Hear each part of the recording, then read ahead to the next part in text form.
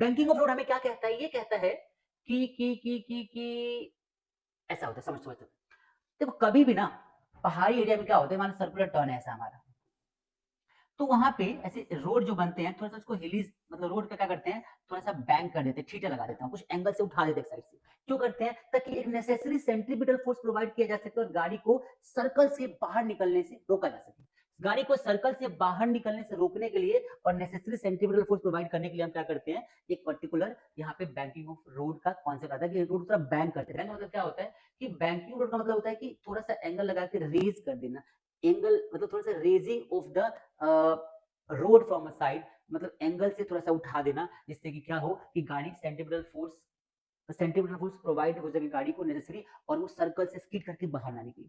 क्या कैसे निकालेंगे इसकी वैल्यू को चेक करते हैं। देखिए सबसे पहले दो चीज समझो भाई, ये सरफेस हमारा ऑब्लिकली है तो यहाँ लगेगा नॉर्मल रिएक्शन, ठीक है भाई, ऐसे लगा। इसके बनेंगे दो कंपोनेंट थीटा के साथ में, तो ये बन जाएगा एन एन, ये बनेगा एन कॉस थीटा, और यहाँ बन जाएगा एन,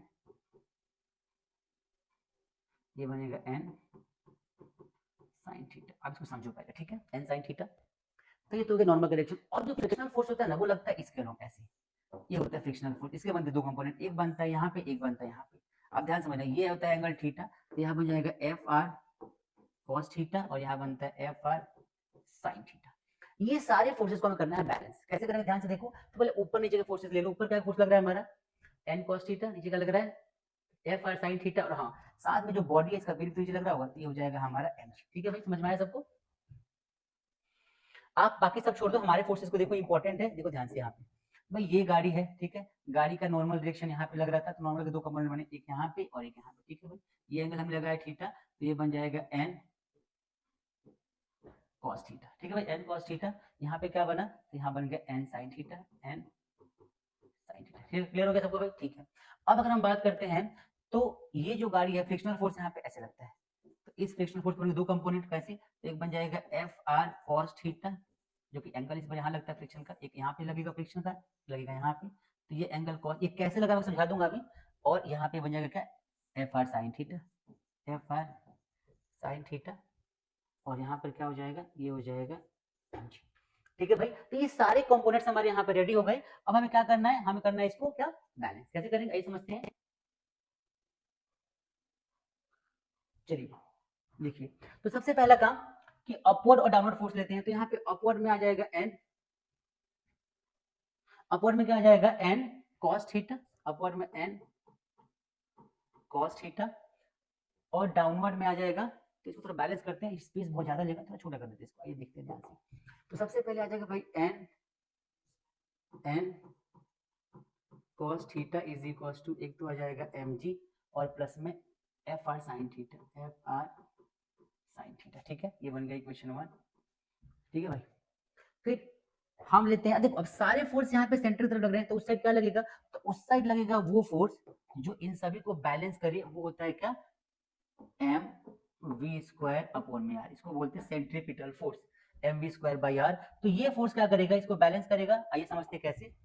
तो इधर के फोर्सेस हमारे क्या हो जाएंगे, ये हो जाएंगे F R cos theta plus mu N sine theta, N sine theta, और इधर क्या हो जाएगा M V square by R, M V square upon में आर। ठीक है, देखो हमें क्या फाइंड करना है, हमें फाइंड करना है कि हमें कितनी मैक्सिमम या मिनिमम वेलोसिटी से इस टर्न से गुजरना है कि हमारे गाड़ी का एक्सीडेंट ना हो, हम सेफली सर्कुलर पाथ पे मूव कर सके, बैंकिंग ऑफ रोड पे हम जा सके। तो स्पीड फाइंड करनी है, स्पीड कैसे फाइंड करेंगे, तो सबसे पहले क्या करते हैं कि हम यहाँ से इसको रीअरेंज करते हैं। देखो इसको थोड़ा रीअरेंज करूँ मैं, तो कैसे लिख सकता हूँ, एम जी को एक साइड करूंगा, एम जी को एक साइड, तो यहाँ पे एम जी यही रखा, और इसको एम जी यही रखा, इसको इधर लेके आया, तो एन यहाँ पे कॉस थीटा था, कॉस थीटा, और क्या हो जाएगा माइनस में एफ आर साइन थीटा, तो लिखा एफ आर साइन थीटा। ठीक है भाई, इतना क्लियर है?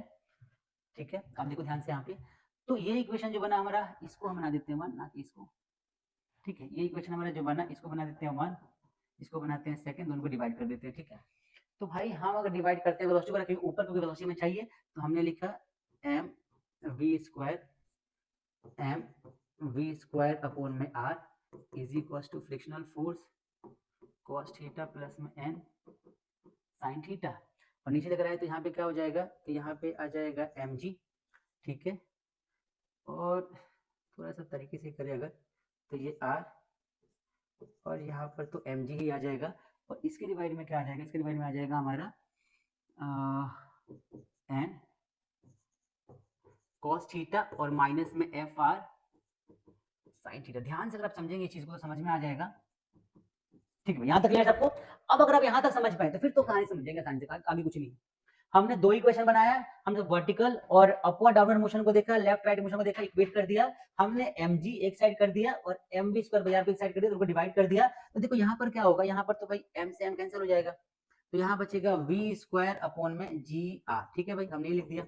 अब यहाँ पे frictional force cos theta n sin theta, ठीक है, तो हम क्या करते हैं, n cos थीटा से हर एक टर्म को डिवाइड करते हैं। क्या लिखेंगे यहाँ पे, डिवाइडिंग, कलर चेंज कर दे, ज्यादा ही रेड हो गया, क्या करेंगे, dividing D I V I D, dividing each term by n cos theta. हर एक टर्म को n cos थीटा से डिवाइड करेंगे तो यहाँ पर क्या हो जाएगा, फ्रिक्शनल फोर्स और अपॉन में देखो F R cos theta upon में n sin थीटा, तो एफ आर और अपॉन में n बचेगा, क्योंकि ये n इसके नीचे आ जाएगा, cos से cos कट जाएगा, प्लस में n sin theta n cos theta, तो sin अपॉन में cos क्या हो जाएगा, 10, तो tan थीटा बचा अपॉन में। यहाँ पर क्या बचेगा, ध्यान से देखो, n cos थीटा या n cos थीटा, तो 1 बचेगा, और माइनस माइनस माइनस, यहाँ पे क्या बचेगा, minus F R sine theta, तो एफ आर और अपॉन में नॉर्मल लिख कर दो, तो एफ आर अपॉन में नॉर्मल रिएक्शन, साइन अपॉन में cos क्या हो जाएगा, tan थीटा। आई बात समझ में, बस कुछ नहीं करना, तो सामने v स्क्वायर अपॉन में R G is equal to F R upon में न्यू, ये बनता है म्यू प्लस tan थीटा, और यहाँ पर क्या बनता है 1 माइनस में एफ आर अपॉन में न्यू क्या हो जाएगा, ये एफ आर अपॉन में एन, मतलब हमें पता है कि एफ आर अपॉन में N is equal to mu, वो तो हमने पढ़ा है, तो यहाँ पे म्यू और ये क्या हो गया, tan थीटा। बस आ गया आंसर हमारा, ये हमारा फाइनल आंसर आ गया। अब यहाँ पे क्या करना है, आरजी को शिफ्ट करना है, तो क्या करेंगे हम अगले केस में, आसान है बहुत, हमने v को यहीं रखा स्क्वायर के साथ, और यहाँ पे आरजी को यहाँ पे ले गए, ठीक है, और ब्रैकेट में क्या लिखा यहाँ पे, mu plus tan theta upon में 1 minus mu tan theta, mu tan theta, ये हमारी वैल्यू आ गई ब्रैकेट में, और यहाँ से अगर मैं स्क्वायर हटा दूं तो क्या करूंगा, यहाँ पे रूट लगा दूंगा, ये हमारी वैल्यू आ गई क्या, कि वो वेलोसिटी, जितने वेलोसिटी से हम क्या कर सकते हैं, सर्कुलर ट्रैक पे जाएंगे तो हमारा एक्सीडेंट नहीं होगा, हम इजीली आसानी से सेफली टर्न ले पाएंगे और बैंकिंग रोड पे गुजर के आगे पहुंच जाएंगे, गुजर नहीं जाएंगे, गुजर के आगे पहुंच जाएंगे। मतलब कि this is the concept how banking of road velocity derived, और बैंकिंग ऑफ रोड का, बैंकिंग ऑफ रोड पे कितनी वेलोसिटी होनी चाहिए हम ऐसे फाइंड कर सकते हैं। आई बात समझ में भाई, क्लियर सबको? तो गाइस यहाँ तक आप समझ लीजिए, ये हमारा इस चैप्टर का मोस्ट इंपॉर्टेंट डेरिवेशन है, एग्जाम में कई बार आता है, ये इंपॉर्टेंट है, आपको इसको इंपॉर्टेंट मार्क करना है। क्या करना है भाई, इंपॉर्टेंट मार्क करना है, ये इंपॉर्टेंट है और है, ठीक है।